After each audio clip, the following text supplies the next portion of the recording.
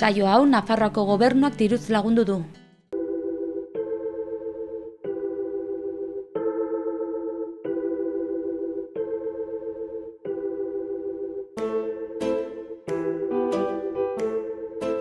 Eta gaurkoan hurbiletik saioarekin aurrera jarraituz, mendia izanen dugu mintzagai eta protagonista berezi bat hementxe daukagu, Xabier Erro, ongi etorri Xaloa telebistara, eta, mi esker hemen gurekin izateagatik. Hementxe gaude. Konta iguzu, aurkeztu zazu zure burua. Xabier Erro, badakigu zure izena, mendiaren inguruan hitz egitera etorri zara. Nire burua Euskal Herriko biztanle bat. Sin más, afizio batzukin eta lan batzukin, eta hola aurkeztuko dut. Euskal Herriko biztanle bat. Nun jaio zara, ze urtean? Lesakan jaio nintzen 56an, eta, Nafarra, hango errekakoa. Nahiz eta Nafarra izan, Nafarran ez zara bizi, ez? Gaur egun. Euskal Herrian bizi naiz. Hondarrabi, Nafarrako izan zen urte askotan, orduan, Lesakarra gaude etxean bezala. Bai, lan arazoa, lan gatikan, familian gatikan, erdibidean bizi naiz. Donosti eta Lesakar artean erdibidean. Bizitza osoa mendiari lotuta pasa duzu, baina azkenean bizitzeko kostaldea. Esan dizuen bezala, kasualidade bat. Zergatik lana neukan Donostin, familia Lesakan, orduan erabaki nun erdibidean. Hiri handiak ez zaizkit inoiz gustatu, nahiz eta tokatu izan behar nire bizitzea hiri handietan, baino, eta gero ez dakit, gustura nagor, gustu sentitzen naiz bertan. Herri politxa da, ez? Bai, herri, onartuta nago bertan, eta, ez dut ezer berezirik zergatik Hondarrabi, botakit. Igual amak dauka horren txiki-txikitatik erabaten zigun dudan Hondarrabira, Hondartzara, eta hor gustatu izaidan. Bertan laguna nituen eta bertan galitu naiz. Lesakan jaio egin zinen, zeintzuk dira zure haur garaiko lehen oroitzapenak, Lesakan? Lesakan, elurra. Ez dakit zenbat urte izango ditu, baina txikitatik horatzen naiz, elurra asko egiten zula, neguan, eta txoriakan babesa bilatzen, eta gu txoriak harrapatzen, eta holako elurra eset egiten zula, eta pozik, orduan eskola gine baten, elurra asko egiten zunean, eta hola. Ez den beste elurrik egiten, ez, Lesakan? Aldatu da, bai. Aldatu dira neguak, ere. Eta zertara jolasten zenuen, txikia zinenean. Zeintzuk ziren zuen jolasak. Gaur egungoekin ez dute zer ikusirik, ez? Eskupilota beti izan duguan herrian. Eskupilota gehien bat, eta gero bidazo ondoan bizi ginen, jolastu, asko usten zen igeri egitea, errekan, eta holako arrantzatzen, baitere, amorroiak harrapatzen, engirak, holako gauzak. Aurra zinela, zer izan nahi zenuen handitzen? Imaginatzen zenuen zure burua gaur egun zarena, ala beste amets batzuk zenitu? Ez, orduan, bizitzen egunez egunekoa, ez? Eskola, lagunak, alden gehiena, posible zen jolastea lagunekin, hori zen, orduko ilusio bat zenun.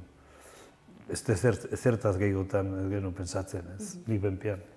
Handitzen pixka bat gehiago ze ikasketa egin zenituen? Eta nun? 14 urtetan entorni zen Iruñira, lanbide heziketa ikastera. Mekanika gustatzen zaidan, aita elektrizista zen, eta harek erakusten zidan bizikleta konpontzen, gauza, eta orduan lanbide heziketa ikasen non. Eta lanbide heziketa eta gero ingenieritza teknikoa, eta aitak lan itezun Iberduron, eta hor beka bat genuen, eta Iruñera etorri nintzenean 14 urtekin, ez dakit erderaz gaizki hitzen nuen edo, baina hemen deitzen ziaten el Basko, baina ez el Basko gaur bezala, baizik el Basko inkultua bezala, ez, bizko bat hola bai, hori goratzen naiz bertako Iruñeko biztanleak nola arrotza bezala hartzen ziaten, nahiz eta ni nafarra izan, ez? Nola gogoratzen dituzu gaztaroko urte haiek? Urte haiek, kurso osoa Iruñan eta gero udan Lesakan. Eta, ja 14 urtean nik uste, ohitura hartu nola pixko bat, gurasun babesatik pixko bat kanpoan bizitzen, ez? Nahiko, Lesakan zintzen jarraitu ikasten, ez? Edo juten zinen Donostira edo Iruñera. Eta ni Iruñera etorri nintzen. Eta, oso urte honak, oso ikasketa urte haiek, oso honak, lagun askokin, eta, bakizu. Gazte garaian eta ikasketa garaian, parrandak eta festak, eta oso garai politak. Beraz, hain horrekin joan zinen etxetik, jageret zinen itzuli, gurasoen gana? Udan etxean pasatzen nun. Udako bilabete eta erdi, Lesakan, bai. Eta gero ikasturtean zar, hemen Iruñan. Bai, hemen. Eta gero Donostin, ingenieritza inun Donostin. Eta hor ja Donostin gelitu nintzen, lagunen artean piso bat alokatuta, eta hor ja etxetik kanpo bizi nintzen. Meretzi urtetik aurrea etxetik kanpo. Nomada xamarra izan zara, leku askotan bizi izan zara zure bizitzan zehar, edo leku finkoetan egon zara? Nomada. Nik uste nahiko bertakoa naizela. Lanangatikan bizi izan du naiz kanpoan, ez? Urte esente. Eta, baina, beti itzuli naiz jaioterrira, ez? Beti, Euskal Herrira. Beti garbi ikusi den nire lekua Euskal Herria zela. Ez dakit, hizkuntza hau txikitatik ikasi nun. Asko sufritu nun erderaz nekila eskolan hasi nintzenean.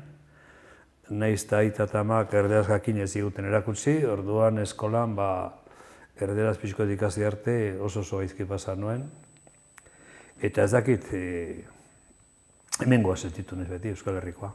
Ditu zango Nafarra, Gipuzkoa, Euskal Herrikoa. Euskal Herria zain ere beste nonbaiten bizitzen egon zara? Lanengatik, hasi nintzen Donostin lantegi batean lanean entzien zutela ur neurgailuak, water meter, urra neurtzeko aparatoitxo horiek. Eta horien fabrika montatzea behaldu zaten Mexikora, eta nahi nituen behatzi urte, Mexikon lanean, atzerrian, bai. Eta handikan, askotan juten nintzen, Ego Amerika aldera eta hande aldetara, eta hor, mendi pixkota ondiguak egitea, eta hor izautu nun pixko bat Ego Amerika gehiena. Ipar Amerika ere bai, makina bila juten nintzen, eta hola. Eta bizi, kanpoan, 9 urte horiek Mexikon. Oso gazte zinela joan zinen, Mexikora? 24 urtekin. 24 urtekin. 22 hasi nintzen lanean hor, Kontaure zen, eta hor 2 urte ondoren, 24kin nintzen area. Eta, Nola pasatzen dituen 9 urte haiek Mexikon? Ongi. Bereziak? Ongi, haitz ongi, bai. Lagun asko ditun, eta, lehen horren duzu nomada baino, nik banekin Mexikon ez neola bizi guztirako, baizik bolada bat, orduan saiatu nintzen balden gehiena hango lekuak ezautzen, probestu nun ilusio horrekin, ez? Ez nun pentsatzen emeste urte ingo nitunik, baina, luzatu zen, zen makinagi montatu hartira, eta bar, eta, oso garai honak izan du ziren. Zen solteroa, bakarra, eta diru pixko batekin, eta oso ongi ordaintzen ziaten, eta, gustora. Oso zoripena. Ikusita mendiarekin daukazun harremana, batez ere Hego Amerika, ez? Bai. Leku paregabea, ez? Bai, handeak beti izan du dira, ez dakit, hemengo Pirinio bezala niretzat handeak izan du dira, ez? Ez dakit, oso gustura sentitu nahi izan, eta ez dakit, gero hain urrutine honetik ean, ez nuen abaitzen familiko kompromiso horiek, eta ez... Beste bitzin bat, ez? Bai. Hemen aipatzen diatenaren arabera, lana eta bizitza nola uztartu dituzu? Bizi lan egiteko edo lan bizitzeko? Garbi da lan induala bizitzeko, bai. Dirua behar Baina dugu, ezta? lana ez dit, joiz ere beldurrik eman lan egitea. Suerte izan duet, gustoko ofizio ikasi nula, gustoko lana izan du nuela, eta bueno, bukatu nituen urteak irakaskuntzan, eta bueno, hor ere gustora ibili naiz. Ez da izan du obligazioa niretzat lana, baizik. Gustora egin duzun zerbait izan da. Adinarekin aurrera, zure bizitzaren ikuspuntua aldatzen joan da? Bueno, evoluzio bat egunten da beti, ez? Bizitza evoluzio bat da, ez? Nik uste, badituzu urte batzuk, mundu guztia da zuretzat, egin dena egizu gauza asko, eta gero juten zera pixkanaka sentatzen, ez? Eta igual, bihurtzen zera igual realistagoa, ez? Bai, evoluzio bat egoten da, ez nire gain, nik uste gizartean gain ere, ez? Mendia, edozein kirolaren gain beti ondu da evoluzio bat, beti gauzak aurreratzen joan dira, eta, bueno, esperientziak esaten dizu beti, hankak lurrean eduki behar duzula, ez? Eta gaztean, igual hankak adituzu lurrean. Ez hainbeste, ez? Ez hainbeste. Oso, ni Xabier, bueno, hemen eseri zaitugu batez ere mendia duzulako zure bizitzako protagonista nagusietako bat. Konta iguzu nola sortu zen zurekiko horre mendiaren grina, noiztik zabiltza mendian, nun hasi zinen? Bueno, lezaka dago mendin artean, ez? Orduan, zelai gutxian, ezka? Beti gora, ez?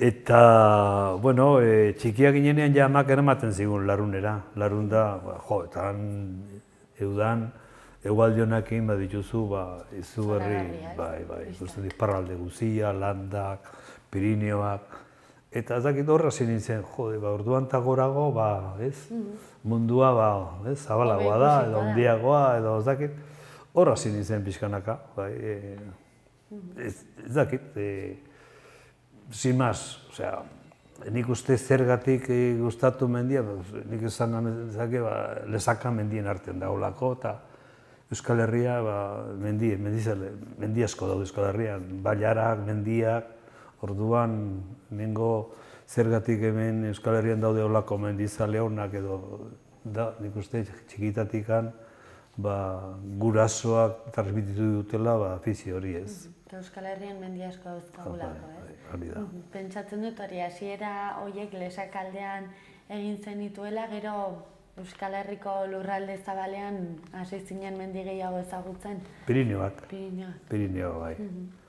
Horrela, ja, eskola garaian, eskursioak, udan, gero lanean egonean, ditun laguna eskalatzen zutenak, eta hor joten ginean, ostegu karatan, eta normalki Pirineo aldera.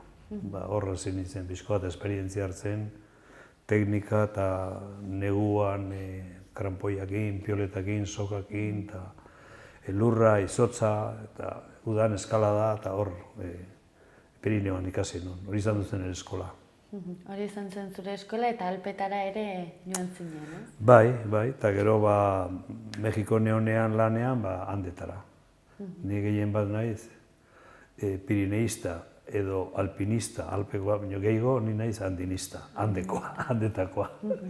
Hori da zure mendilarro kutxuna? Bai, bueno, hori da, ez dakit, nola esan, etxean bezala biltzen naizan. Alturan eta oso ongi moldatzen naiz, eta ez dakit, hango inguruak oso ongi zautu nituen, eta, bueno... Ez dute zer ikusirik hango mendiek hemengoekin?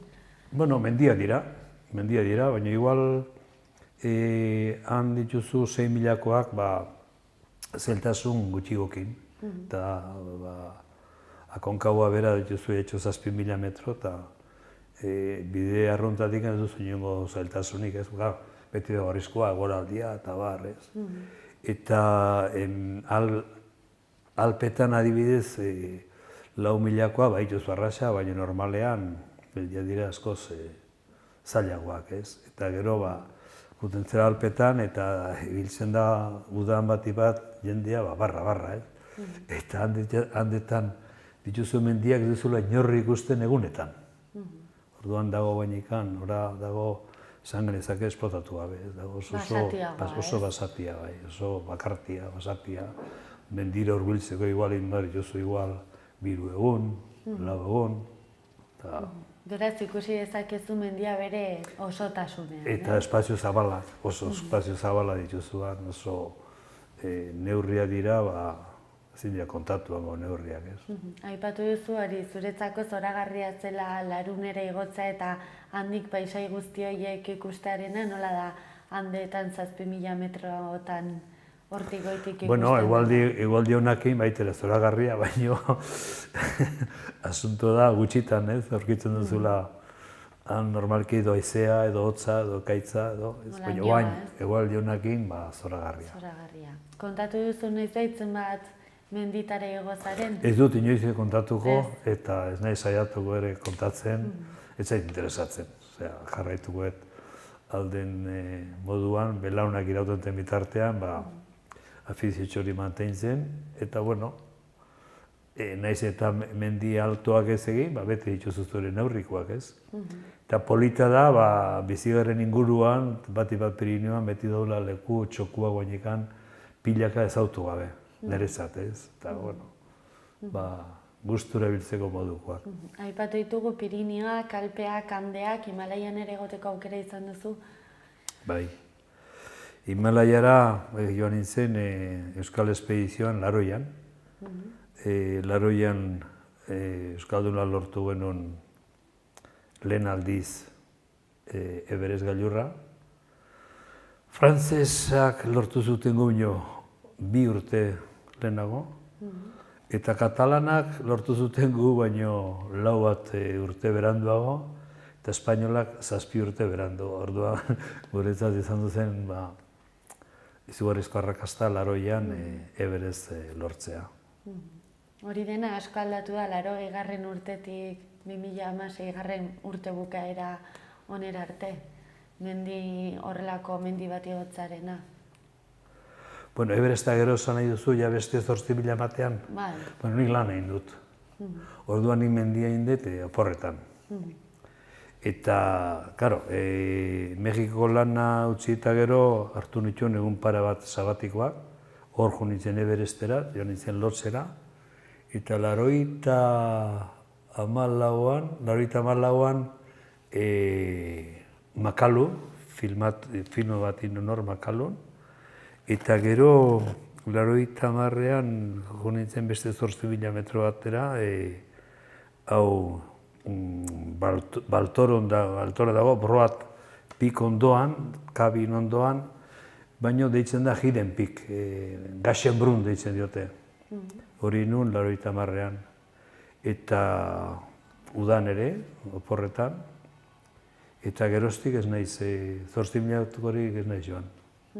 Gero ere Mexikotik Patagoniara oso zerkaldi berezia egin zen. Bai, hori nun, hartu nun, Mexiko lana bukatu ondoren hartu nituen 2 urte zabiateko hietan, Martin Zabaleta lagun batekin, atera ginen kotxekin Mexikotikan, eta gurutzateko nun hande guzia, kordillera guzia, eta Ushuaiaraino, eta horri genituen 15 mendi, saiatzen ginen, goratzen naiz, akaunkabon adibidez ruta bide berri bat igo genola, Fitzroyen egon du ginela 6 egun elurrazpigin, zinen atera elurretikan, itentzun ekaitzakin, azken paretaz genuen igo, eta, karo, 6 egunean genuen elurrazpigin bakoitzak bere gela jaina. Eta holako gauza, oso bidei politi izan du zen, zeren, garo. 8 hilabete, ez? 8 hilabete, eta, bueno, hotela apenas beti zerupean loiten, ez, kanpoan. Polita da, ez? Bai, gaztea ginen. Gero eskertzen da, ez, oe gainean lo egitea. Bai. Bueno, betu naiz damutzen inoiz ere, oso bidei politi izan du zen. Eta, gero, karo, kotxekin bitu duzu aukera, gero, paraje batzuk ere zautzeko, ez bakarri mendia.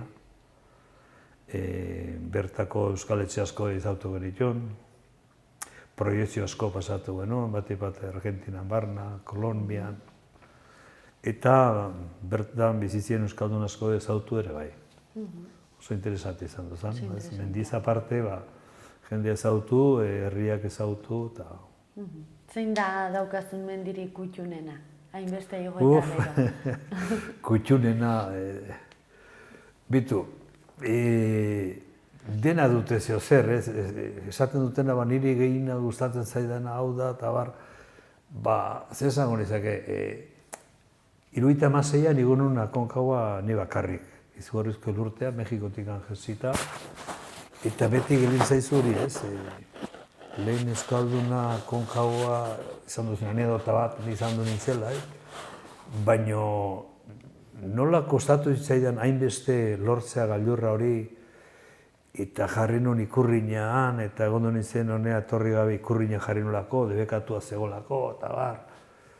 Orduan galitu zen Akonkauan beti, hori ez. Eta gero izan du ditut, aventura politak Akonkauan, gero berriro joan da, beste bide berri bat egin nula Martinekin, eta bueno, neguan genunean baitere munduko hirugarrenak izan du ginen, lortzen genula Akonkaua eskikin negu garaiaietan. Eta, bueno, baiteran txakur bat ere nola igozen gora.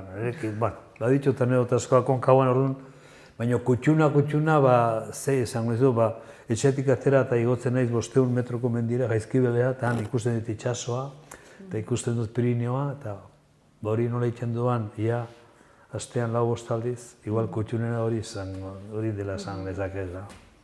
Zein da gehien harritu zaituen mendia?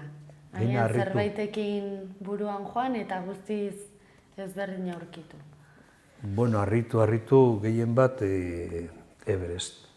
Erraldoia, haundia, izugarria, Icefall, hori elur jauzi hori pasatzekoa, hori zen harrigarria, osea, askoz gehin harritu izan didana da Everest. Osongi. Horretaz zein izan duzun igoerarik zaiena? Pentsatzen dut oso momentu zaiak pasako zenituela? Everesten. Bai. Everesten ez da gaur egun bezala, zeren laroian zeuk talde lana izan behar zen. Eta Icefall hori idekitzea eta loseko parete idekitzea lan asko eman zigun. Eta bueno, ez dakit, asko sufritu genuen hor, bidea irekitzen, gero gailura lortzeko. Eta, ez dakit, talde lana beharrezkoa zen. Eta orduan ezen primatzen nor igo do nor ez igo, zeren nolaz genekin noiz inguzun aukera gailurra egiteko zen, kontinuamente jarraian, taldetxo bat jarri, 8.000 metroan jazken metroak egiteko, ez? Da hola bildu ginen, gailurra lortu arte, baina 8.000ko kanpamendua jartzeko, talde lana izugarri izan duzen, eta oso garrantzitsua. Gaur aldatu da hori dena, ja desberdina da. Bai, asko aldatu da. Asko aldatu da, bai. Oan ja, dituzu, dena da, ordaintzen duzu, eta dituzu soka finko eta eskalera jarrita gailurraino. Oan ja, Everest da gehiago, jumar erabiltzeko teknika askoz importanteagoa da, mendiko esperientzia baino ez. Forma fisiko hona behar duzu, baino dituzu ja errestasun batzuk lehenago zeudenak ez. Lehenago talde bat bakarra zegoen mendian, oain joan dela 2 urte ondo nintzen beko kanpalekoan, eta zeuden 13 espedizio. 600 bat persona beko kanpalekoan, helikopterua gora eta bera, garraioan kontinuoki. Eta gure garaian dena zen oinez, dena zen Bizkar gainean. Ia leku turistiko bat, ez? Bihurtu da... Bueno, turismoa alturakoa, baina, bai. Dena edozein ezin da igo.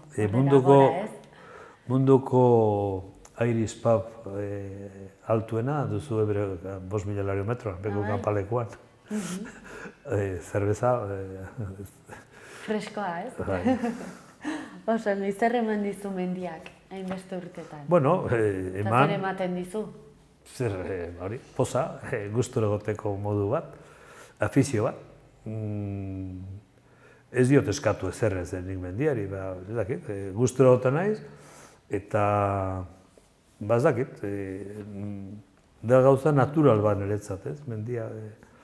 Ez da filosofikiko hor, ez dizut esango dela, izugarrizko, ez dakit, gauza natural bat hemen bertan dakoaguna eta dakidana disfrutatzen. Kirolaz eginez aparte, aurkitzen zara igual pixko bat zurekin, duzu denbora pixko bat, pentsatzeko, egoteko, ez duzu telebistarik, ez duzu irraterik, ez daudezu, txoriak, geizeak, eguzkia, dakit. Gaur egun bizitzen dugun bizitza honekin ez dauka inolako zer ikusirik, ez? Deskonektatzeko leku paregabea. Bai, ni normalki hortan artista nahi deskonektatzen ez lekutan, baina, mendian gehiago. Claro, pentsatu baietz. Oso, mendiaz gain ere urpean ibili zara, baita egan egiten ere, nolatan izan zen dituen zaletasun horiek? Mexikoko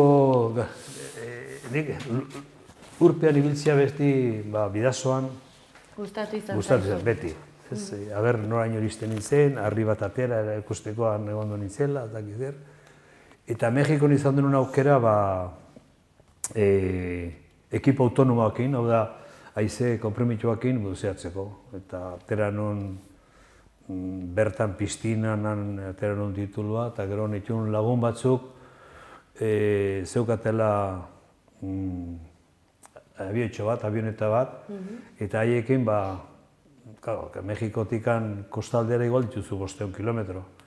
Abioi txiki horrekin, aste bukaran juten ginen eta han arrantzale bat hartu, eta hola koral asko, arrecife asko izautu nituen, bai Pazifiko aldean eta bai Golfo aldean, eta gero pixkot Karibian ere bai.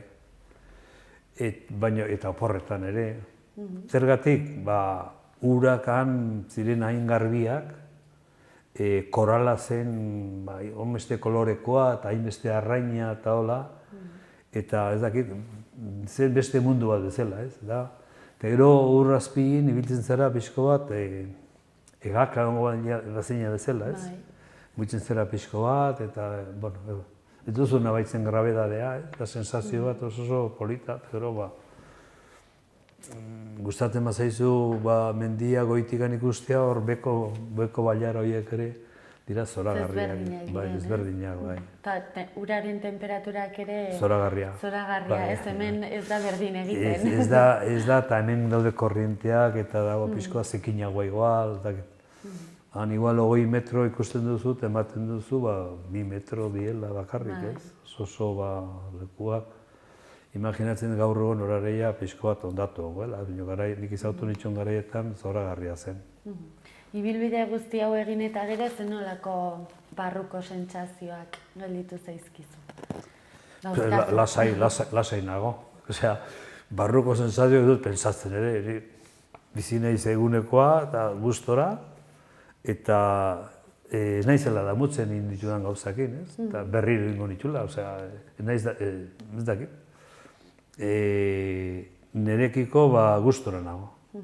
Ez bakarrik mendia, lana, gero dituzu oso importanteare zure bizilaguna, familia, eta dena ongi atera zait.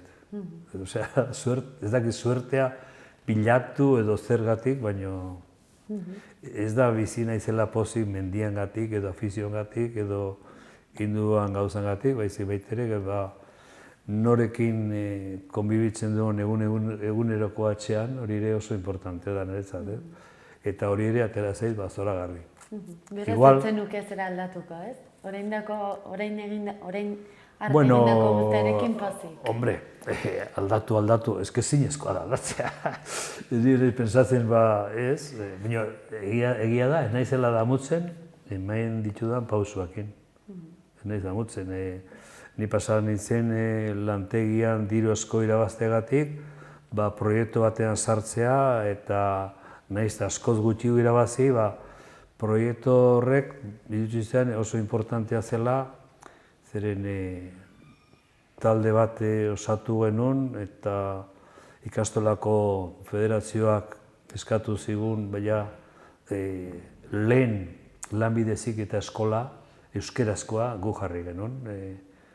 Eta, bueno, nik nekoen esperientziakin eta bar, makinak, eta, bueno, zen arlo mekanikoa, arlo elektrikoa eta garezkantzat arlo administratiboa hori jarri genuen martxan, 81 Everesta urte bat beranduago, Donostiko auzo batean, hartutenen, eta izan duzen lehen lanbide heziketako eskola, Euskal Herri osoan, 80. urtean, 81. urtean.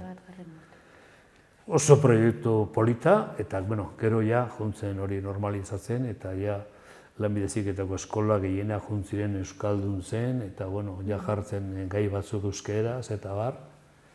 Eta, bueno, gaur egon ikuste aurkitzen dituzula lanbide heziketako eskolak dena ja gai guztiak euskeraz ematen aldituenak.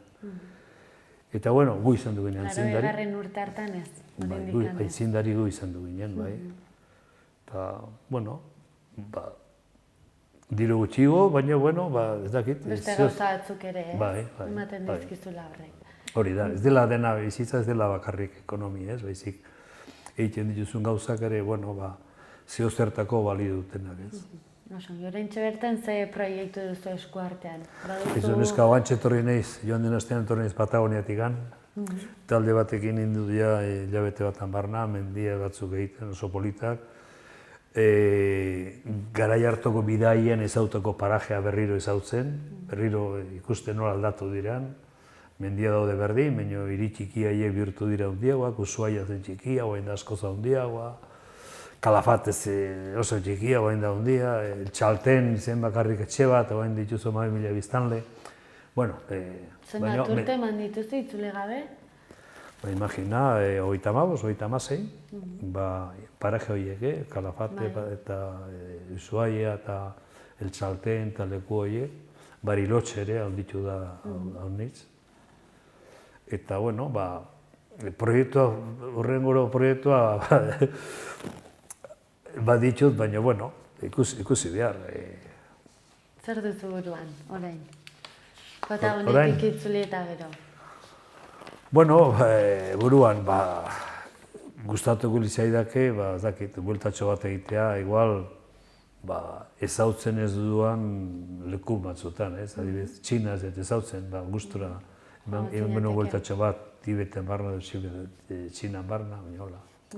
Ez dira lan erresak, ez? Ere araño joatearena. Bueno, ez diren erraza, baina beti bilatu hori aukera, ez? Badago bideatzeko erak, garestiak, merkeak eta ertainak, ez? Bilatu hori zu ze aukera, ez? Baina hola, proiektu zehatza, jarraituko den mendia egiten. Igual, joango nahiz al pequeño Tibet, la da kaldera, taldetxo batekin irailan.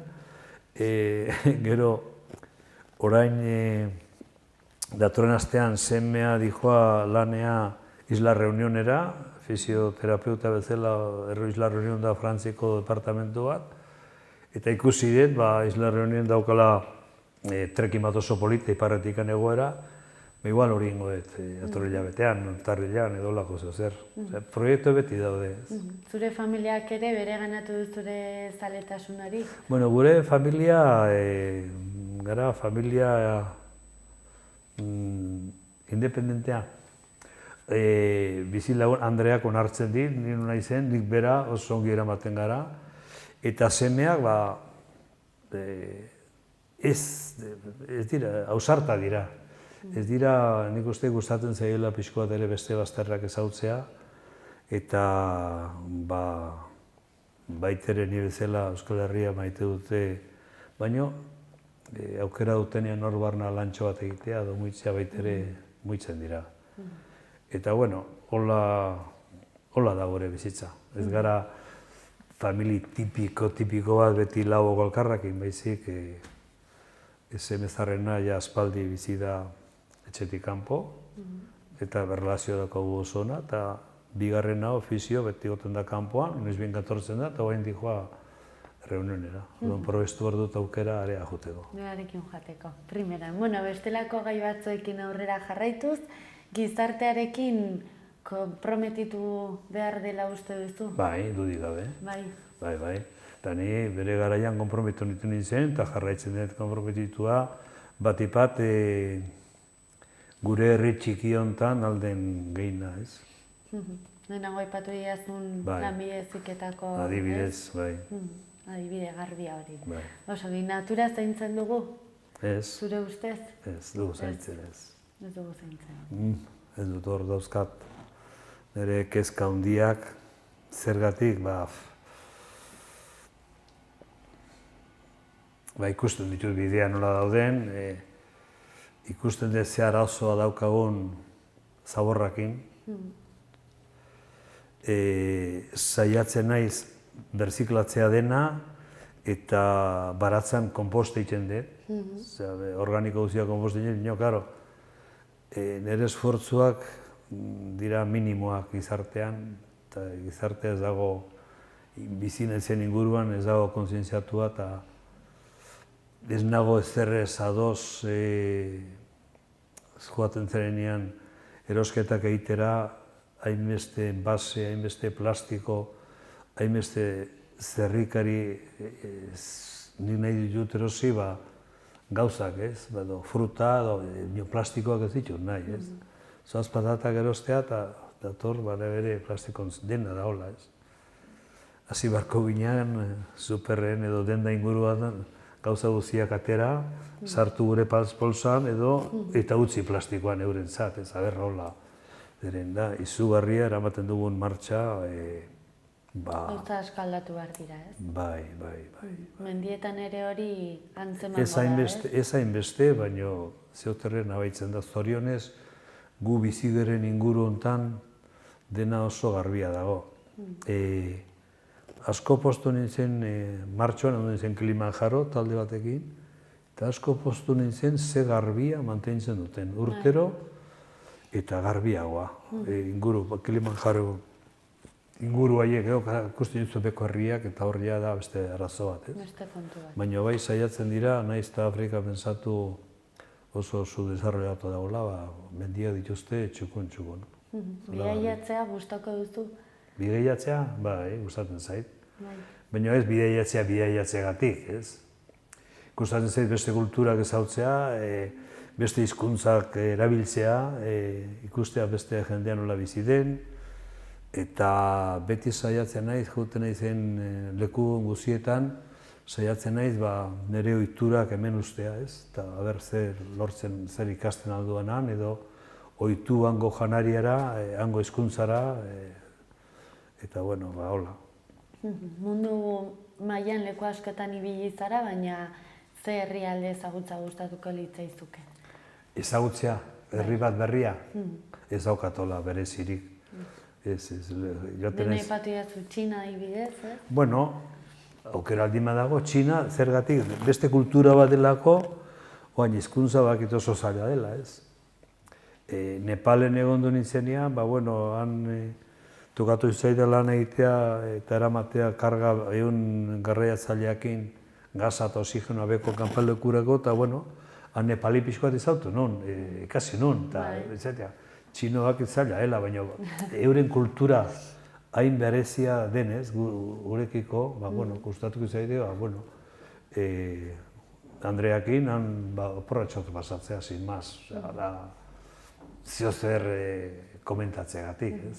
Oso leku ezberdina delako. Beraz, bidaiatzen duzunen, mendiaz gainere bidai kulturala egiten duzu. Bai, Andreakin gehien bat, bera da historiakoa, eta berakin normalean, adibidez, uda honetan, egin genuen Eskozia guztia gurutzatu genuen. Zergatik Eskozia?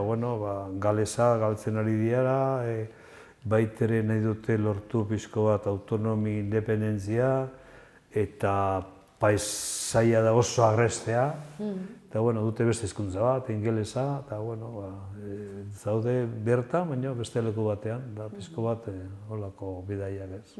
Osangi, hiria ala herria? Herria, beti herria. Hiria handietan bizitzea tokatu zaizu, baina herria nahiago? Mexikon 12 milioi dakizen azirenan, handia zen ora, fabrikazioan Mexiko gauzo batean, Eta, bueno, han bukatu nuen zuen, bueno, ni hiri baten, inoiz ere gego biziko, bueno, suerte izan dut, baina tokatzen bazaizu, ez duzu besterik gan. Herria, dudik gabe, zalantzarik gabe, humanogoa da. Herri handia edo herri txikia? Txikia, alden txikia. Baita ere? Alden txikia. Bueno, herria ez da txikia. Ez da, baino, hala tokatu zait, lanangatikan, lehenko izan zen gauzangatikan, pozik nago, gustori nago. Baina, bueno, igual auritzen edo burgeten edo izaban gustura gogo nintzen, ez? Edo erron bertan. Begira, era bizanean. Gainere, guan ja, oso euskaldun dute daude herri horiek. Oso, mitozalea zara? Bueno, mitoak beti izan ditugu, izan ditut, bueno, mitoak. Asko ikasi dut, ze idatzi duten, esan ganezake, mito batzuk, edo gauz arrakastu batzuk egin dituztenan gain, edo ez. Baina bestela momentu honetanik ez dautola, horiek dira aspaldiko idazleak edo aspaldiko abentureroak. Gaur egun ez dut, nahiz eta oso mendizale famatuak egon edo ausartak ez daukatola mito bat, ez naiz mitozalea. Baina bai, asko ikasi dut, bati bat irakurri ditudan gauzan gain, ez? Egin diren espedizioak, eta bar. Bestengatik ikastea beti aberasgarria da, ez? Bai, asko. Ni benpian hor gehien bat gauzak egin nio lehenago, ez? Aber bestea nola egin duten, zera izailtasunak izan dituzten, eta alden gehien informatzea beti izan dut oso gustukoa, ez? Bizitokiak eman dezake bizipoza, zure ustez? Bai, dudik gabe. Bai. Bai, adibidez, hori ere pixkoa dago lotuta bakoitzaren nolakoa den, ez? Bakoitzaren izarakin, ez? Orduan, ez baldin bat oso inkonformista, baduzu garbi, jakin nahi zer nahi duzun bizi hontan, edo zer betetzen dizun, zerek ez. Ez zara gustora egonen inon. Eta ni, naiz eta Mexiko oso urrutiz aparte oso ezberdina izan, ez dakit, oso gustura egokitu nintzen, gustura egon nintzen. Nepalean egon nintzenean ere oso gustura egon naiz, Afrikan baitere, eta zer esan dik ez, Ego Amerikan, handetan, eta ondarrabien oso gustura nago ere, ez dakit. Lasai eta ongi egoteko leku sekreturik baduzu? Ez.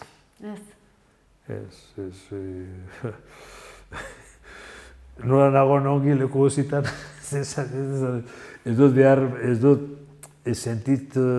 beharrik, adibidez ongi egoteko mendi bateri batea, han goian, ez. Behian ongi nago, itxas bazterran ongi nago, pasiatzen ongi nago, irakurtzen gustura nago, etxean, baratzean, ez dut leku berezirik behar, ez. Badaudela leku zehatz batzuk gehiago gustatzen zaizuna, adibidez Jaizkibelen daude hor kala batzuk, inorreri oso zaila dela iristea, eta arrauka dute forma bereziak, eta narrazitxo datera, eta daudelako paraja txikiak etxetean ondoan ere, baina ez ditut behar, hor daude, disfrutatzen dute horrekin. Irakurtzeko liburu bat?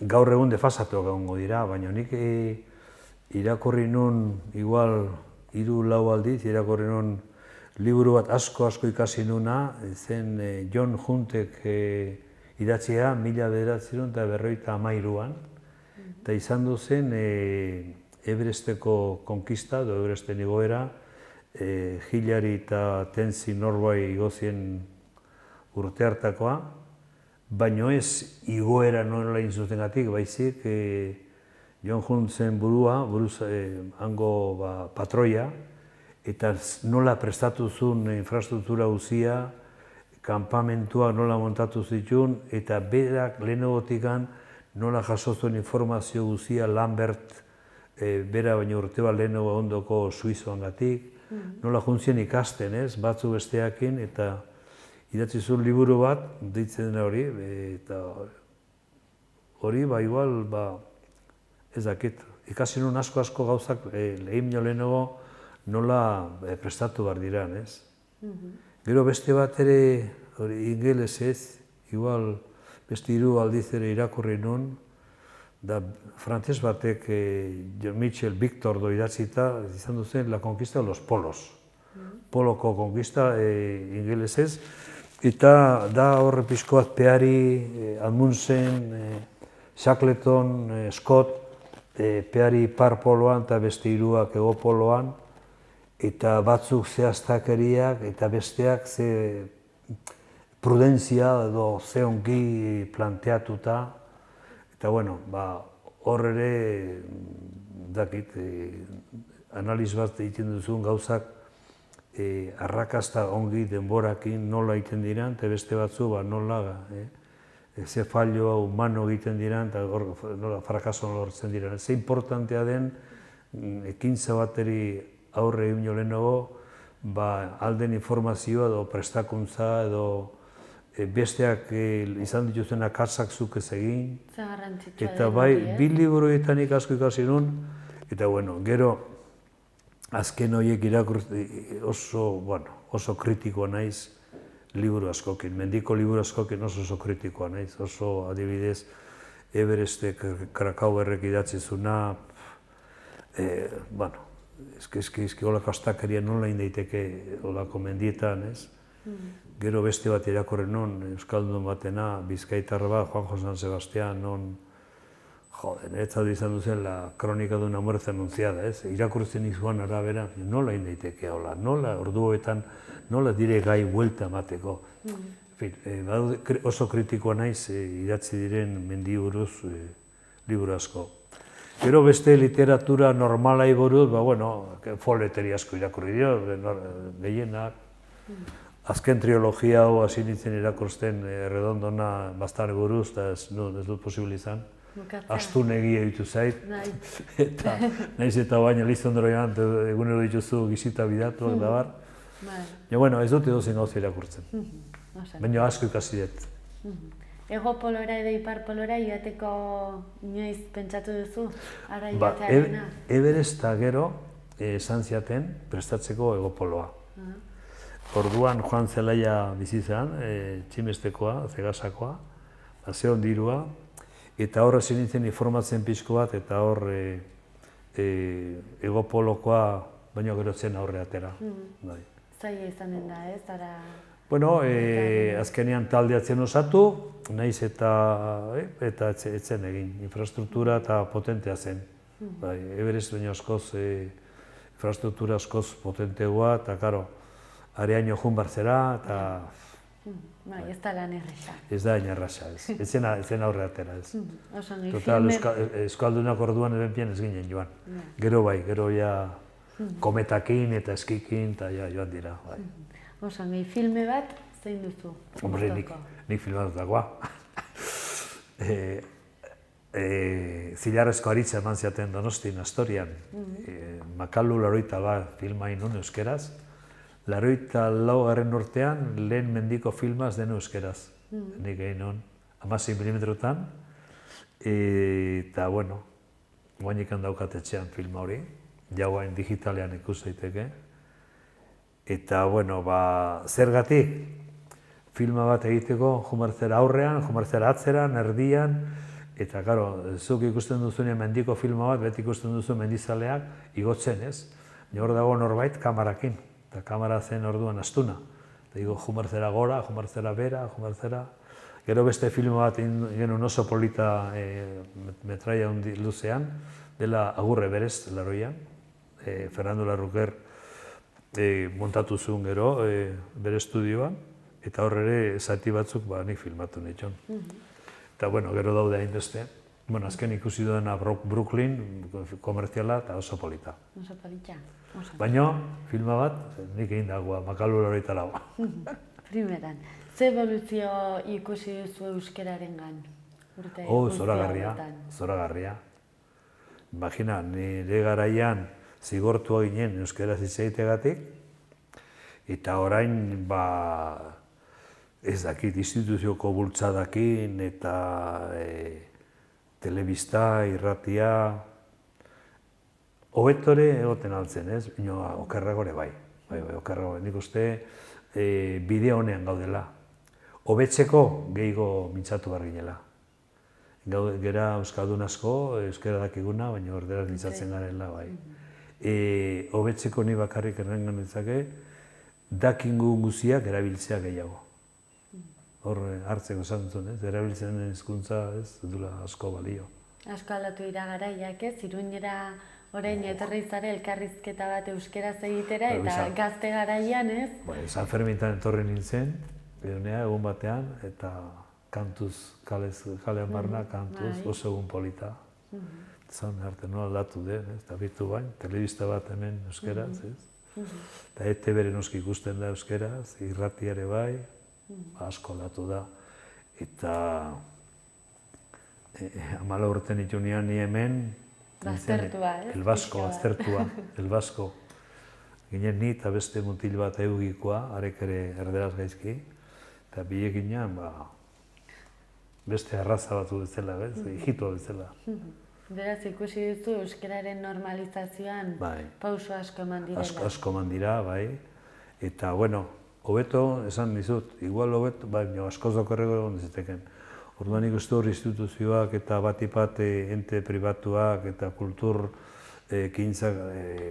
taldeak lan asko ari dela egiten euskararen alde. Osongi. Hemendik 50 urtera, nola ikusten duzu gaur egungo mundu hau? Nik uste batzuk aldatu beharko diela. Bai. Martxa hau mantentzea, beste 50 urte ez dut ikusten faktible. Azkarregi goaz? Biztanle asko gara, ama lur honek dakin nor arteraino iraungo duen, baina hori egia da, natura oso egokitu egiten da, natura ez? Natura egokitzen da, gizartea egokituko da natura egokitzen den bezala.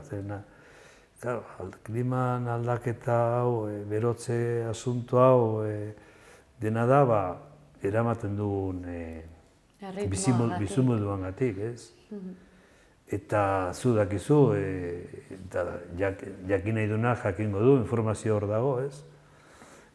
Izautzen dugun mundu horren ebaluazioa urtean zehar, atera da, egopolotikan, orduan eta beragotikan atera izotza, zarragoa da, urte asko gehiago dauzka, izotza horrek, eta hor duzu oxigenoa fosilizatua, eta oxigeno hori aztertu eta inda grafika bat, egun mila urte, CO2 nola jonden gora, bera, garai beroa, garai hotza, glaziazioa, orduan beti ondo hor kurba bat, baina, karo, beti ez da pasa hortikan 200 inguru, ondo da maksimo, 200 CO2 esaten da ppmv, partes por millonen volumen kanpoan, eta industrializazio garaitik horrela, jaz duiten bera, dijoa gora. Eta ja 200-dikan pasa gara 300-era, 350-era, eta gaude 200 inguruan, eta horren ondorioz, 50 urte hola nik uste zingo dela, neurri batzuk hartu beharko dira, ez? Pentsatzen dut, ez duela, gizakiak ez du laguntatuko egokitu beharko dela, edo ohiturak aldatu, edo... Ni horrela ezin dela segitu, ez erritmo honek. Nire zalantza dauzkat, nire zalantza bai, ez dakit ez dut imaginatzen 50 urtera, baina bai imaginatzen dut ohitura batzuk, bat bizi modu eta konsumo aldetikan aldatu beharko dira, ez? Erregai fosil gutxiko erabili beharko dira eta neurri batzuk hartu beharko dira. Garraioan arabera eta... Ikusiko da, nire gertatzen den. Eta egonen garen, baina, bueno. Herrietan eta hirietan bukatzen hasteko nola ikusten dituzu lantzen diren harremanak? egokiak, ez egokiak, aipatu guztu herria gustatzen zaizula, nola ikusten dituzu gizartean ematen diren harreman horiek, herrietan eta hirietan? Harremanak, jenden artean? Bai, jendearen artean. Bueno, hirikoa hotza, Hotza. herrikoa beroa. Hirikoa independentegoa, herrikoa igual dago kontrol gehiago batzu besteen gain, ez? Hor bakoitza bilatu behar du bere, baina bueno, askoz beroagoa dela herrikoa, ez? Norbait zera, herrian norbait zera. Hirian batzuetan ez. Ez, hirian ez. Bukatzeko, zoriontsu izateko errezeta bat? Zuri behintzat balio izan dizuna? Hoi, nola, zege, daukazunakin disfrutatu eta konformatu dela itxusi esatea konformatzea ez, daukazun gauza txiki horiekin jakin disfrutatzea ez. Oso nahi. Mila esker, Xabier Erro, oso interesgarria, plazer bat elkarrizketa hau egitea, ongi segi eta disfrutatzen jarraitu. Bueno, hau ere kolaborazio txiki beti izan da, darbitik atorri ezonean jo, ez? Hori da. Euskeraz pixko ditzeiteko Iruñan, ez? Oso nahi. Mila esker. Zorionak zuei, egiten duzuen lanagatik. Oso nahi. Mila esker. Tamizan.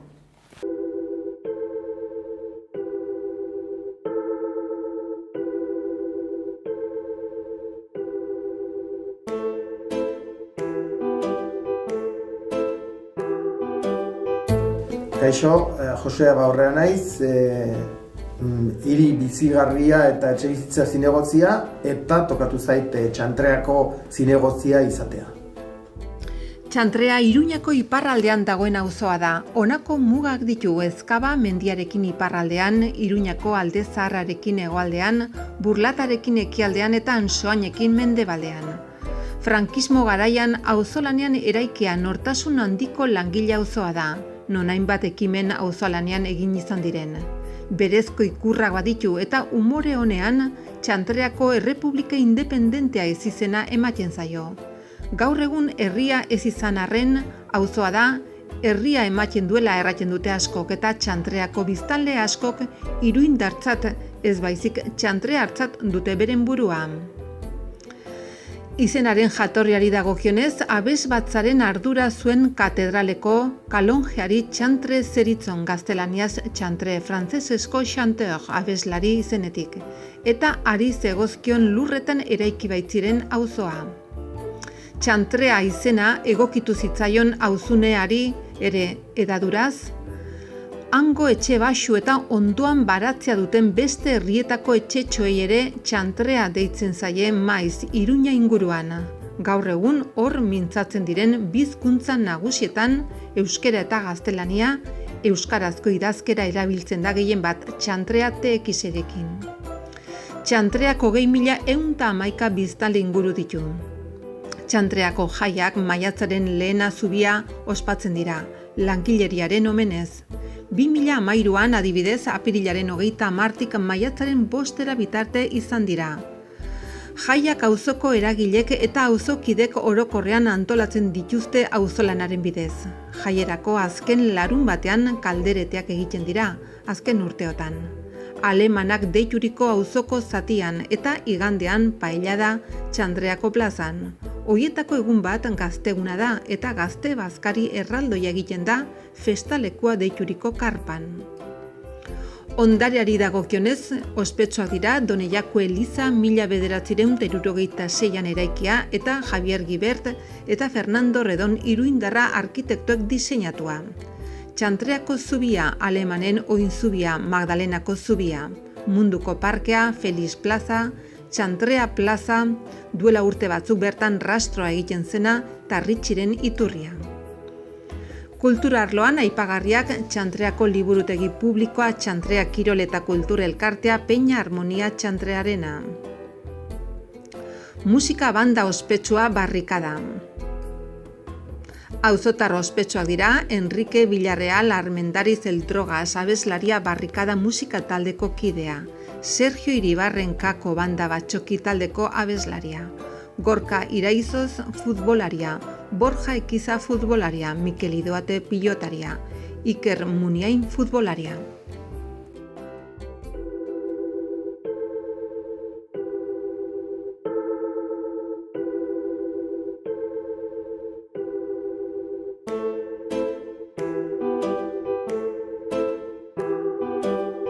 Bueno, gure lanaz auzoko zinegotzia izateagatik da bereziki hiria ikusten badu orokorrean izatea begirada propio eta zuzena gure dagokigun auzoari begira. Eta zaintzea bai jendeari keskatzen zaiona eta izatea baita ere epe ertain zein luzeari begirako keska eta ardura.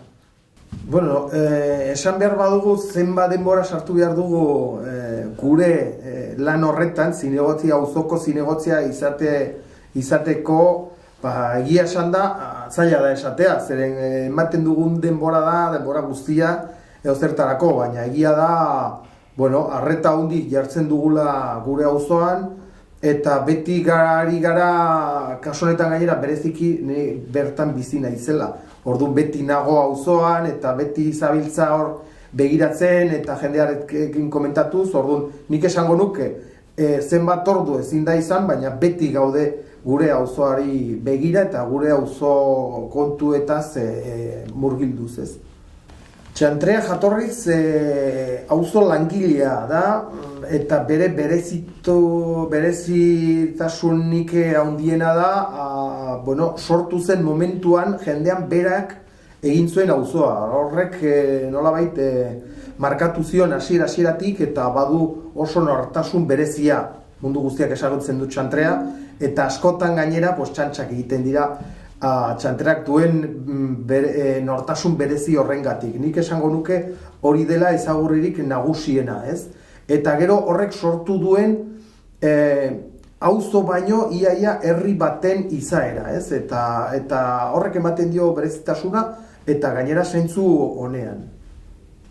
Txantreako egitura urbanistikoa ez da oso zuzena. Sortu zen 50. hamarkadan, hor momentuan beharrak zirenak, bereziki herrietatik zetorren jendeari nolabait etxebizitzak emateko, behar bada igual hasierako planteamentua ez zen txarra, baina gero joan zen edatzen, ala moduz, ez? Orduan, bere egitura da oso berezia, ez da txarra, baina bai ez daka adibidez komertzioari dagokionean zonalde argi bat, zerbitzuak nahiko sakabanaturik daude, baina bai duela zonalde bat jatorriena, etxe txiki horiek baratzekin eta horrek ematen dio ere berezitasuna. Eta gero badago alde onak, badu mendiaren inguruan dago, Ezkaba menditik oso hurbil dago eta betidanik oso harremanek estuak. Beste aldetik dago Madalena auzo zaharrenetariko bat, eta Madalena dela iaia zonalde rustiko bat, eta orduan horrekin harremanek izatea oso kontu polita da, baina baita ere badu Ibai eta Arantzaiko parkearekin harreman estu bat. Orduan esango genuke alde batetik Txantreak badu nolabait ezaugarri urbanistiko bereziak eta ez oso onak alde batetik, baina gero ingurua eta harreman fisikoak ere oso onak eta oso politak dira. Eta nik uste azpimarratu beharko genuke oso hurbil dagoela alde zarretikan, baina bidea oso polita dela, ze da arresien artean eta ibaia zeharkatuz, eta gainera, eta esate baterako, eta adibide argi batekin, San Ferminetan adibidez daukazu 5 minututan alde zarra eta zarata eta parranda guztia, eta aldiz Txantrean bertan daukazun izugarrizko lasaitasuna. Txantreak ez du izan oso eskaintza, zerbitzuen aldetikan oso eskaintza ona, eta momentu batean inkluso auzoan bertan pentsatu egin da nolabait olako zigor modukoa izan dela betidanik, ez? Bereziki auzo hori nahiko auzo borrokalaria izan delako, langile auzo bat izan delako, Eta, bueno, alde hortatik nahiko, nolabait esango genuke asignatura pendiente dagoela, ez? Egia da, momentu honetan badira liburutegia, badago auzoko unitatea, zerbitzu sozialaren aldetikan, badira eta hainbat kontu, baina oraindik zeo zer falta da, adibidez kulturretxe bat ez dagoela, bueno, bitxia bada ere, hor badago kulturretxe bat, baina da auzoak egina, aspalditik eta auzoak mantentzen duena, baina udalak ez du alde hortatik ezer egin, ez du programazio kulturalik egiten, badira, falta botatzen diran kontu batzuk, ez? Orduan, bueno, alde hortatik oraindik ere txantreak behar du eta merezi du zerbitzu gehiago. Txantreak behar duena horrela esan da gutxienez 3 zatitan baratuko genituzke. Alde batetik mugikortasun lehen esan dugu egitura urbanistikoa ez zela oso zuzena. Eta hori nabaritzen da bereziki mugikortasun jasangarri ikuspuntu batetik. Orduan, hortan badago lan franko, lan desente egiteko. Bestea da lehen aipatzen genuen zerbitzuen eskaintza. Eta bereziki dagoela kulturretxeko eta horrelako eskaintza sozio-kulturala egiteko. Eta gero beste planteamendu bat egiteko izango zen, bueno, lehen esaten genuena, programazio kultural gehiago, udalengatik hurbilagotea, eta azkenik bada hiri osoan badira bi auzo azpi egiturak gaizki dituztenak. Badira gehiago, baina bereziki bi, bata da Arrosadia eta bestea da Txantrea. Hasi zen garaian duela 5-6 urte lan bat, ez? Azpi egitura horiek berreskuratu prozesu batean, baina gelditu zen, eta orain asmo izango zen hori berreskuratzea, zen badira kale batzuk non azpi egitura horiek nahiko gaizki daudenak. Txantrea alde humanoan, ez, esan dezagun, duen alde positibo bat, eta da txantrearrak oso harro gaude, txantrearrak izateagatik, eta betidanik horrek sortu duen izugarrizko mugimendu soziala, ez? Jendeak antolatzeko grina du, badu gaitasuna, eta lehen komentatu dugula, kultur etxe publikorik ez dago, baina jendeak egin zuen berea, eta beti dago mugimenduan, eta antolatzen dira festak, eta orduan, alde hortatik txantreak du oso alde positiboa, ez? Eta bestea nik esango nuke, falta zaigu kontu batzuk egiteko, lehen komentatzen genituenak, ekipamenduaren aldetikan, mugikortasuna eta, baina txantrea bizitzeko da oso auzo on bat, auzo lasaia, ez? Eta hiri barrenean egonda, badirudi, herri txiki batean gaudela, eta horrengatik, jendearen arteko harremanak oso zuzenak eta oso garbiak dira. Txantreari begira inbertsio eta prozesu desente ireki dugu. Jada badira kontu txikiak, baina garrantzitsuak direnak plaza batzuetan, adibide jartzearren, Sant Esteban kalean zein San Cristobal kalean bi pasabide, jendeak eskatutakoak gainera, bi zebra pasabideak egin ditugu, plaza bat berritu dugu, inguruan, auzotegi ondoan, beste alde batean, nahiz eta zonalde berria izan goiko partean, Ezkaban, berritu dugu zonalde bat, jendeak eskatu zuelako, egin dugu beste berriketa txiki bat, maiatzaren lehenaren plazan baita ere, eta hori kontu txikietan, baina gero dago hiru proiektu polit martxan daudenak. Ez alde batetik, lehen esaten genuena, faltan botatzen zela kulturretxe publiko bat, ez?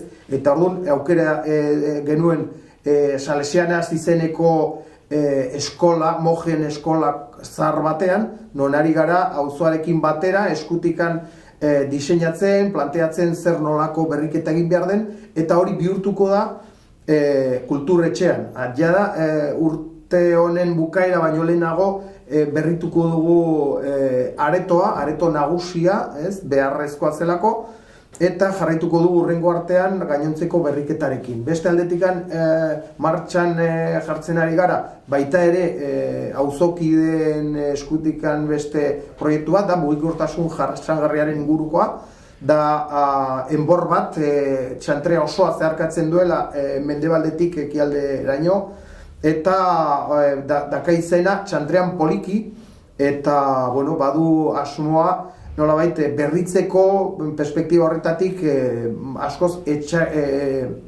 atseginagoa egiteko zonalde guzti hori, ez? Eta nik azpimarratuko nuke hirugarren bat, dela hegoaldean, non Txantrea eta Madalena egiten dute bat, hor dago aurreikusita garapen urbanistiko bat, hortarako garatuko dira momentuan iaia 600 bizitza, eta hortan ere bai badago parke handi bat, 1.000 metro karratuko parke bat, eta hasiko gara hurrengo astean ja prozesu partertzaile bat, jendearekin egiteko, diseinatzeko zenolako parkea nahiko genuken, eta hori guztia, eta ja hurrengo urtetik aurrera sartuko ginateke ja urbanizazio prozesuan parkea eraikitzen, eta hori guztia.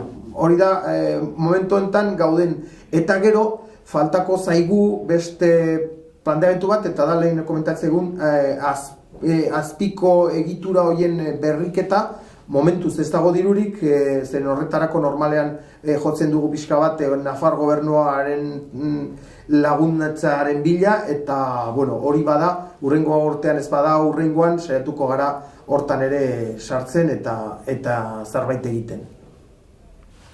Nik jatorriz Alde Zaharrekoa naiz, jaio nintzen San Lorenzoko dorrean, elizan bertan, ere aita eta amak kanpaina jotzen zituztelako. Baina txikitatik 5 urtekin ja joan nintzen Txantreara, duela urte asko eta asko daramala hor Txantrean bizitzen, eta egia esan da ez nuke ja tokiz aldatuko. Ez bada zer bereziki gertatzen, nik uste Txantrean bizitzeko oso auzo polita da. Normalean gainera arrazoi batengatik edo bestearengatik alde egin behar duena, normalean saiatzen da behin eta berriz bueltatzen, eta lehen komentatu dugun guztiarengatik, kontu fisikoak zein humanoak, nik uste Txantrea oso auzo berezia da Iruñaren barnean, eta niri behintzat hiltzen zait merezi duela bizitzea, eta niri jarraituko daiz bizitzen, eta guztien artean hobetzen auzoa alden guztia, alden moduan. Udaletik jarri dugu martxa auzo foroak. Horrekin lortu nahi dugu jendearekin orokorrean eta bereziki auzoko elkartekin harreman izateko parada eta esparru bat izateko. Hasi ginen, egin genuen lehenbiziko foroa, orain berehala, seguruenik urriaren zehar egingo dugu bigarrena, eta nik esango nuke Txantrean alde batetik elkarte asko dagoelako, eta gero gauzak egiteko modu autonomoan ere izugarrizko ohitura dagoenez, nik uste erresa dela horrelako harremanak sortzea, ez? Eta nire ustez, eta lehen aipatu dudan proiektu guztiak, egiten dugula eta egin nahi dugula auzoarekin eta auzo elkarteekin batera. Eta, nik uste aipatu behar dela, orain arte udalarekin harremanik apenas ez zeuden, eta are gehiago, kasu batzutan, festak antolatzeko adibidez, zegoena ziren oztopo honitz, oraingo honetan hori guztia aldatu egin da, bat egiten dugula antolatzen, planteamendutan, eta, logikoa den bezala, ikuspuntuak batzutan desberdinak izan daitezke, eta, egiten dugu horrelako hartu emana, baina gure asmoa da, gobernatzea guk esaten dugu, gobernu konpartitu bat sortzea, eta horrek suposatzen du, behin eta berriro jendearekin konpartitzea, orduan, alde hortatik ez dugu zalantzarik, hori da gure eredua, eta gainera uste dugu Txantreak edo zein auzo bezala ez da eraikitzen Txantrearrekin ez badugu kontutan hartzen.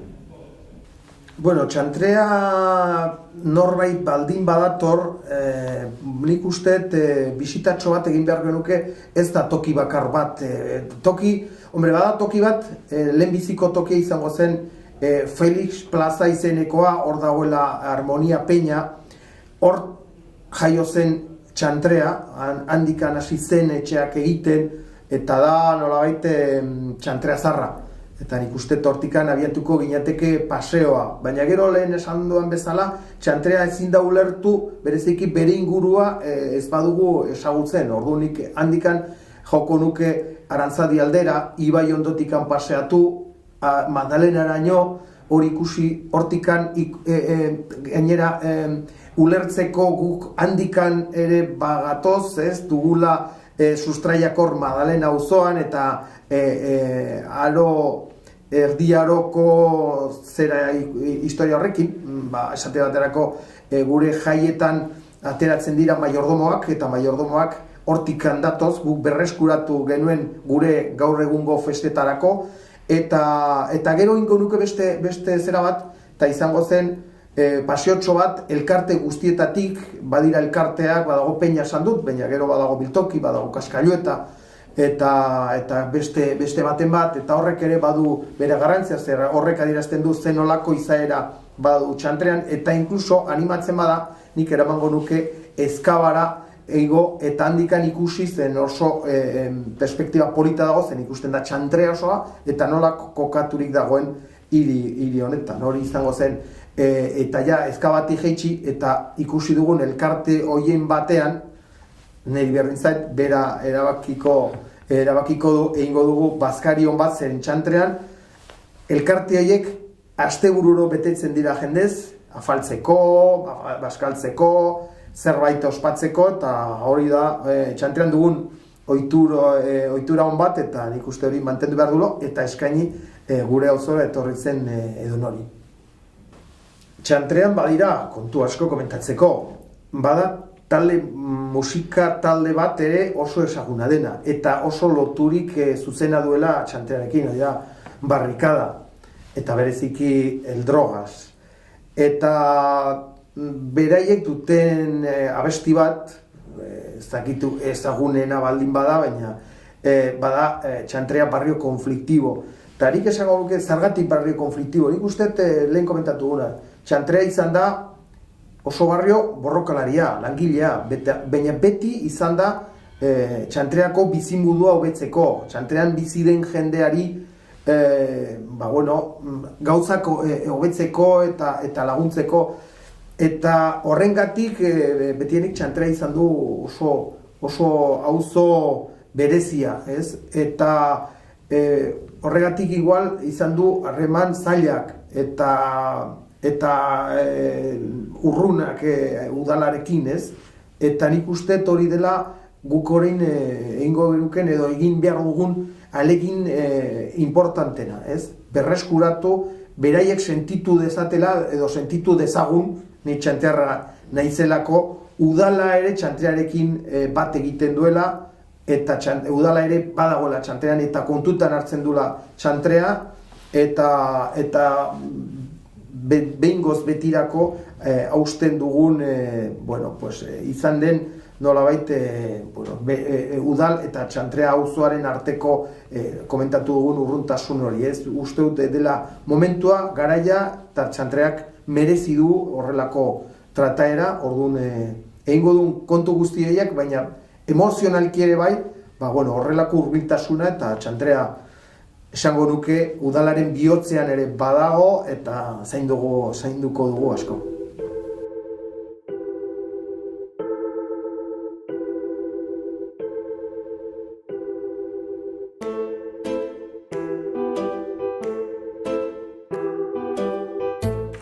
Txantrean gaude, Iruñeko Ibaiaz bestaldeko auzoetako batean.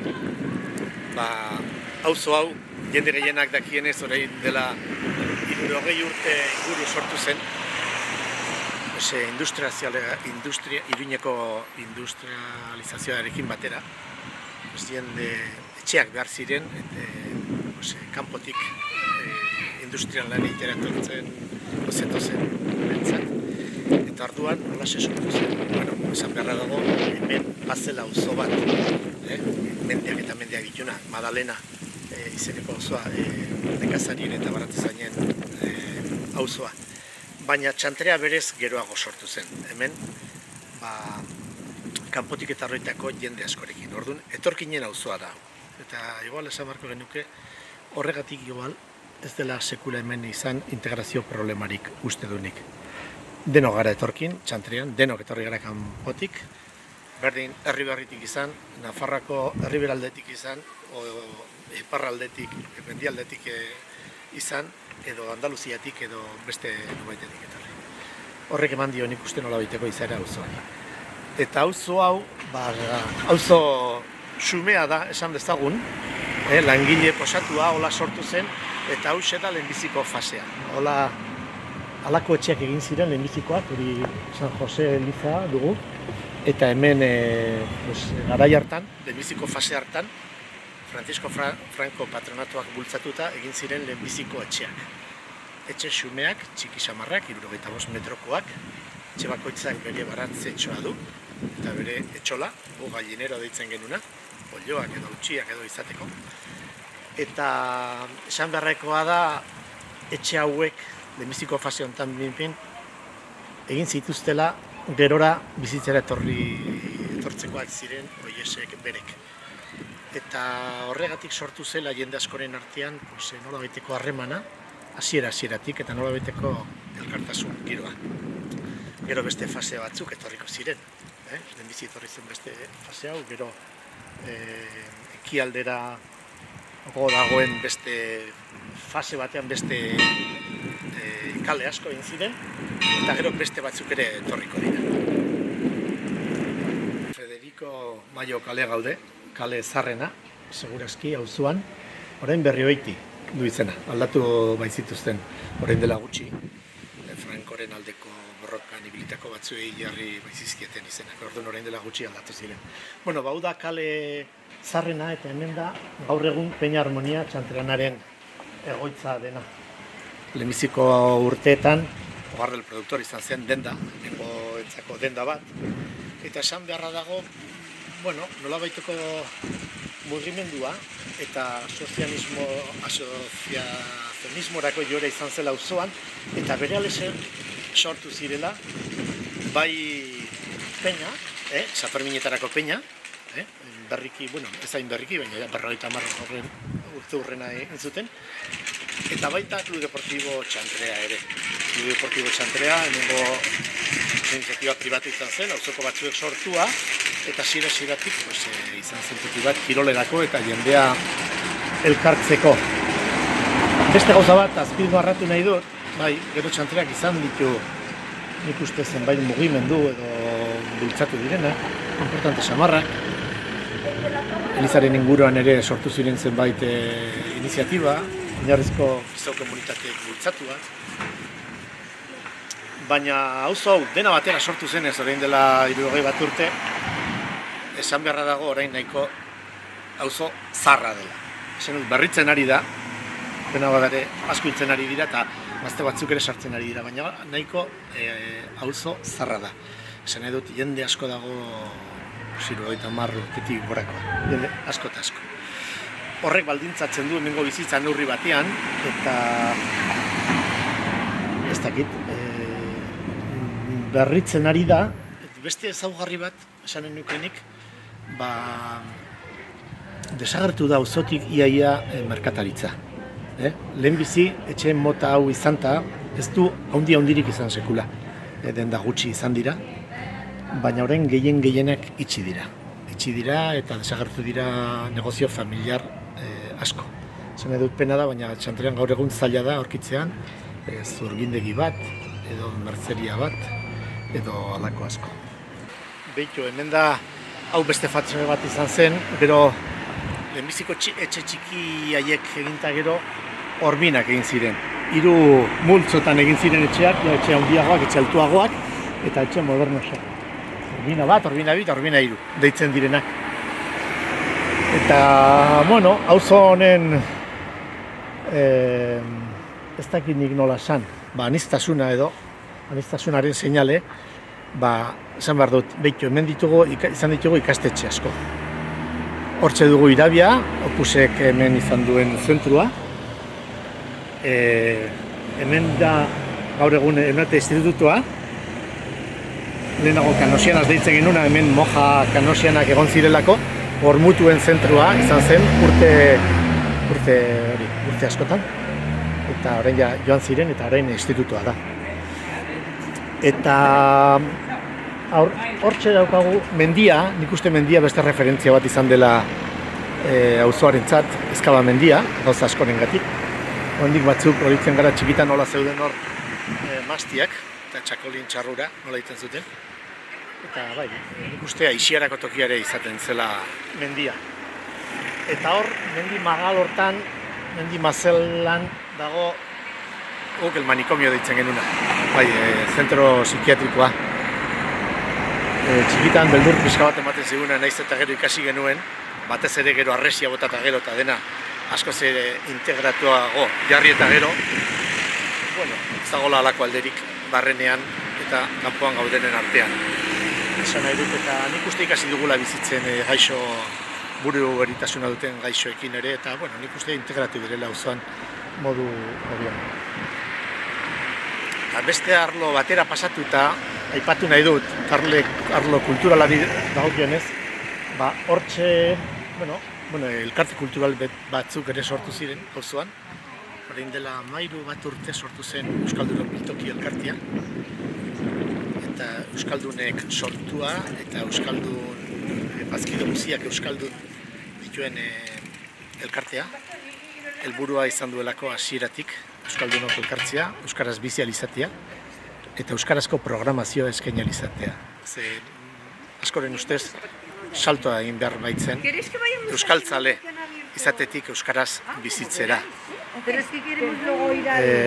Esan nahi baitu, bai, fama handia izan du auzo honek, igual handiegia, igual ez hain oso merezia, bai oso euskaltzale, oso ez dakiz zer, baina egiazko eta eguneroko bizitzen ez da inbeste nabaritzen. Nik uste realitate batzuk oso polita daudela, euskaldunen kopuruak gora egin du, baina nik uste batzutan ez dela inbesterako.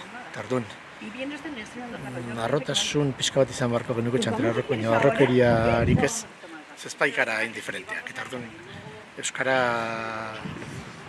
bizi dadin nahi baldin badugu, praktikara pasatu behar dugu eta euskaraz bizi.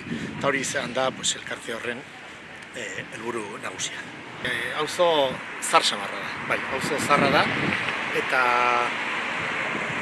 horregatik izan behar nun, lehenago pentsatuta zenbat bizi garen auzo hontan, 25-26 mila izatera ailegatu ginen. Dena dela orain nik uste 22 inguruan gabiltzala, 22 mila inguru. Ez da gutxi, baina hala ere, bera egin du kopuruak, naiz eta etxe franko egin diren. Baina kontua da, noski, garai batean etxe txikiagoetako bakoitzean 6-7-8 lagun bizi izaten ginela, orain jende gutxi. 1, 2, 3, 4 gehienez ere etxe bakoitzean. Horregatik bera egin du eta txanterako jende asko joan behar izan du bizitzera, naiz eta hemen gelditu nahi izan igual, Mendillorrira eta Erretxapera eta beste auzo batzutara. Esan beharko genuke, langile auzoa izan da, jende gehienak lan egiten zuela, lan egin izan duela industrian gehien bat. Industrian, eta, obrero jendia, ez? Noski, horiek aitako asko jubilatuak dira eta oraindik ere, eta orain ere, auzo ez zin dugu esan pobrea, ez, baina, ez da auzo aberatsa, ez etxeetan, ez struktura ekonomikoan, baina nik uste orain denetik dagoela, auzoan, denetik dagoela, ezin dela nabarmendu jende gehiena industenario ote den o ez den, denetik dago seguraski, eta esan behar dago zoritxarrez gazte langabeen kopura hori samarra dela, bai. Eta orduan gazte asko daudela lanik gabe auzo honetan ere. Festak ere aipatu beharko dira, eta ospakizunak, eta nik 3 nabarmenduko nituzke orain txantrean. Betire San Ferminak, Iruña gara noski, eta San Ferminetan beti, eta Peña Harmonia txantrean hemen izateak ere beti eman dio bultzada, ez? Ospakizunari, auzoan ere. baina auzoari buruz ari garela, nik uste, nik hiru gauza nabarmenduko nituzke. Txantrako festak, maiatzaren batarekin ospatzen direnak, lehenago erosego, nola tokatzen den, asteburua. Txantrako festak, nik uste oso festa politak izan direla, parte hartzea handikoa, nik uste festa batzordeak lan ikaragarria egin izan duela, oso modu, kooperatiboan antolatuan 1000 kontu, presupuesto txikiarekin, eta beti nik uste jende asko hurbildu dela auzora, ongi pasatzera, eta nik uste oso festa politak izan direla. Gero beste bat, lehenago txantraren eguna deitzen zena, orain txantrako festa txikiak deitzen dira, abenduaren lehenbiziko 15aldian egiten direnak, eta horre ere bildu izan dira zenbait ospakizun eta zenbait momentu goxo auzoarentzat.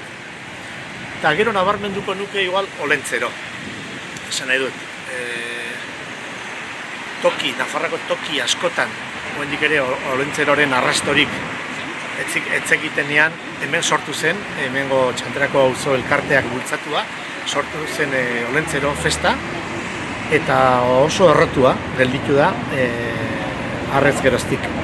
Eta arduan olentzero beti izan da oso festa maitatua, eta nik uste bere indarra handia izan duela. Naiz eta nire irudiko gero eta antza handiagoa duen prozesio batekin. Nik txikitako horitzapena dut beti dantza eta dantza egiten genula, eta karrika dantza eta oin gutxiago, baina igual orain mina besterik ez da. Eta ez dakit, beste gauza batzuk ere egiten dira, Txantrean beti izan da reggae kabalgata ere, talde batek bultzatua, eta badira beste zenbait gauza ere. Eta dena dira nabarmentzekoak, eta beti izanen gara injustoak baten bat ahaztuta. Txantrea da, gure auzoaren izena. Segurazki fonetikangatik zarraskok horregatik deitzen zioten Txandrea. Soinu hori, gaur egun jende gutxik esaten du, baina zarrik lehenago askok esaten zuten Txandrea, baina Txantrea da. Eta zergatik izen hau, lur hauek gehienak ziren hartzapezpikuaren kargudun batenak, Txantre izeneko batenak, Txantre zen kargu bat, Elizaren barreneko kargu bat, eta arduan Txantre hortatik etorri zen toponimo hau, toki zen hau Txantrea. Eta arduan hola deitzen diogu guk, badira beste toponimo asko, hemen noski, eta horietako bat, eta nik uste adierazgarri samarra da, Kaskailueta. Kaskailueta, orain elkarte bati jarri zioten izen hori, eta Kaskailueta, kaskaju tokia. Zerako, herri, egia esan da, lur pobre samarra, garbantzuk eta landatzeko, egiteko balio zutenak. Gero, galdetu ezkero, zer den hemen zarrena, esan dugu lehenago, hor dagoela Madalen auzoa, beti da nik egon dena gu dakigula, baina esanen nuke bi gauza, monumentu deitzen halko bagenu, esan behar dugula, hor dagoela erromatarren garaiko zubia, Madalenaren sarreran, eta onduan Josefinen, ama Josefinen etxea. Garai batean ospitalea ere izan zena, Erromesentzako ospitalea. Eta haitu dudanez, eta okerre honinteke, han Irubide parkean dagoen murru sendo hori, hortxe dago, ni dakidala 11. mendetik. Segurazki ez dago hartzen, baina aspaldikoa da auzoa. Askotan galdetu izan zaigu Txantrarroi, zergautik gauden hain arro txantrarrak izateaz. Ez dakit arro gauden, nik uste, egia da gauza bat, Txantreako jende asko saiatzen da Txantrean gelditzen, zerbaitegatik izanen da. Badugu nolabaiteko sentimendua, segurazki etxeak sortzeko moduak izanen zuen eragina garai batean, garai batean asoziazionismoak izan duen indarrak ere utzi du bere aztarna. Nolabaiteko nik uste bizitza bai, nahiko bizia izan da auzoa, gauza askotan, eta orduan ez da gelditu auzo dormitorio edo loitako izate hortan bakarrik. Orduan alde hortatik, bai, nik uste badugula. Eta nik uste utzi behar zaiola, baldin eta ez badugu sinisten beste inor baino gehiago garela. Esan nahi dut. Ona da, ni harro nago nire amaz, naiz eta badakidan, nik ezin dut esan nire ama beste amak baino hobea denik. Orduan, bai, harro gaude gure auzoan, nik uste eutsi behar zaiela zenbait ezaugarririk, baina niri etze gustatzen, txantreanismoa ere etze gustatzen. Esan edut, txovinismoa ere etze gustatzen. Batez ere, ez badago realitateetan oinarritua. Orduan, bai, ni txantreakoa sentitzen naiz, harro nago txantreakoa izateaz, eta jende asko sentitzen da harro txantreakoa izateaz. Baina nik uste realitateak erakutsi behar duela elkartasuna, euskaltzaletasuna, euskalduntasuna, eta ez dela utzi behar simbolo hutsetan. Eta batzutan pekatu hori ere izan da auzo honetan.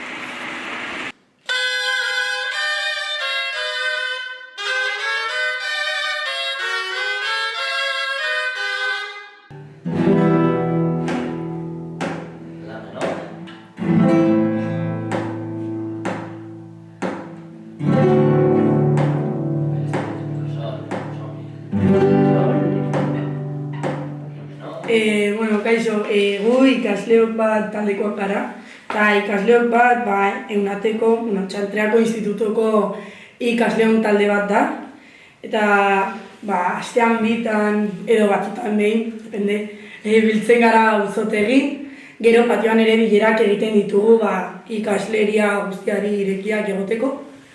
Eta, orain hasieran eraikitzen ari garenez nolabait, nola antolatu, difusioa nola egin eta horrelako aferak hitz egiten ditugu, baina ere dauzkagu beste proiektu eta gauzak buruan. Ikasleo bat hainbat helbururekin sortu da, nahiz eta aurreko ikasle mugimenduak halako helburu batzuk izan, eta haien artean ikasleon hitza nola bitean errespetaraztea, eta gure helburu nagusietako institutuan bertan eguneroko problematika lantzea, ikasleak ditugun problematika. Nahiz eta gaur egun lomceri aurre egitea eta alternatibak sortzea izango zen borroka hildo nagusia nola bitean. Eta adibidez orain, auzotegin, Maiderrek esan duen bezala auzotegin biltzen gara, baina institutuan bertan biltzeko toki bat lortzen saiatzen ari gara. Eta, esan beharra dago ere, talde honek bi proiektua aurrera atera dituela, gure ustez importanteak direnak, Eunateko talde feminista bat sortzea, eta iaztik irakasleekin elkarlanean euskara talde bat sortzea.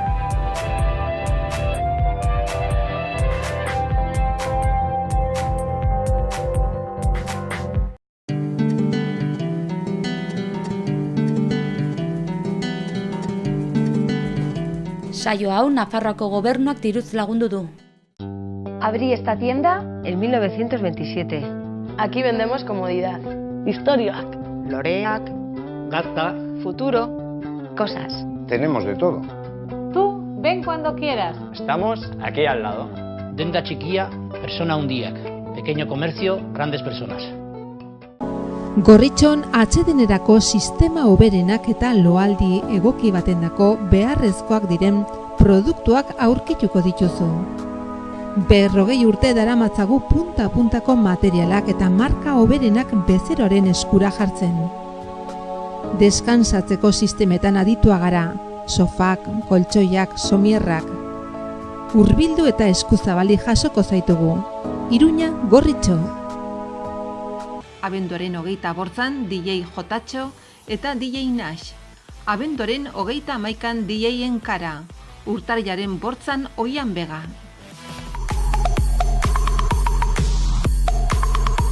Hurbildu zaite.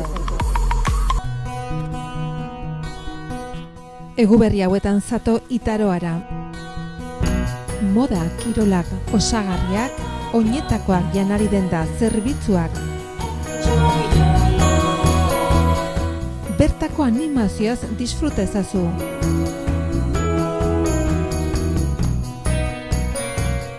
Erosotasunean ibili itaroan.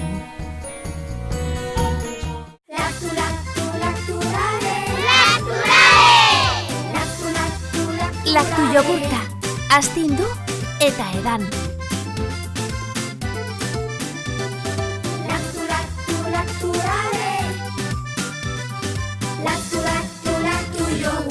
Orain ere, laktu jogurta gaingabetua, 100%!